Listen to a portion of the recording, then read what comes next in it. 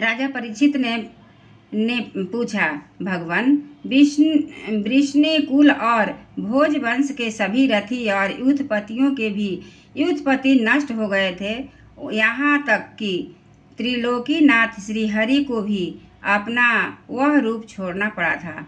फिर उन सबके मुखिया उद्धव जी ही कैसे बच गए? श्री सुखदेव जी ने कहा, जिनकी इच्छा कभी व्यर्थ नहीं होती, उन श्री हरि ने ब्राह्मणों के शाप रूप काल के वाहन ने अपने कुल का संहार कर अपने श्री विग्रह को त्यागते समय विचार किया, अब इस लोक में से मेरे चले जाने पर संयमी शिरोमणि उद्धव ही मेरे ज्ञान को ग्रहण करने के सच्चे अधिकारी हैं। उद्धव मुझसे अणु मात्र भी कम नहीं है, क्योंकि वे आत्मजयी हैं, विषयों से कभी विचलित नहीं हुए, अतः लोगों को मेरे ज्ञान की शिक्षा देते हुए वे यहीं रहे। वेदों के मूल कारण जगत गुरु श्री कृष्ण के इस प्रकार आज्ञा देने पर उद्धव जी बद्रिका आश्रम में जाकर समाधि योग द्वारा श्री हरि की आराधना करने लगे। गुरु श्रेष्ठ परीक्षित, परमात्मा श्री कृष्ण ने लीला से ही अपना श्री विग्रह प्रकट किया था और लीला से ही उसे अंतर्धान भी कर दिया। उनका वह अंतर्धान होना भी धीर पुरुषों का उत्साह बढ़ाने वाला और दूसरे पशु तुल्य अधीर पुरुषों के लिए अत्यंत दुष्कर था। परम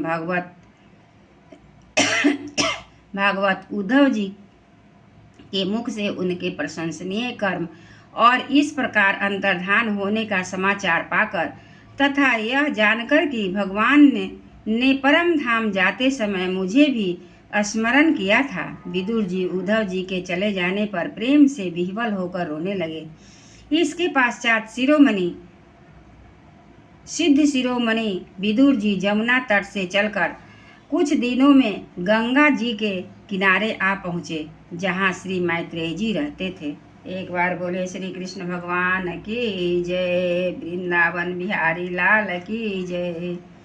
श्रीमन नारायण नारायण नारायण, भजमन नारायण नारायण नारायण, श्रीमन नारायण नारायण नारायण, श्रीमन नारायण नारायण नारायण, भजमन नारायण नारायण नारायण, श्रीमन नारायण नारायण नारायण, भजमन नारायण नारायण नारायण, श्रीमन नारायण नारायण नारायण।